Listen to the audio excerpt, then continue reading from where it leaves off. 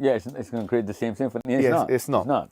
Yeah. It's not because the like you said, combination it's is the about timing. between the Yeah. speaker and the audience. It's Yeah. not just the speaker and his content. Mm-hmm. And the audience is going to bring his own chemistry. Yeah. So that's what I'm saying. Yes. I think you should go into not too much, because don't overthink or overkill it. Sure. Because if you're going to break your natural self, it's not going to remain dopaminergic It's got anyway. to be authentic. Yeah, it's not. Plus, it's not going to have the same kind of dopamine. Yeah.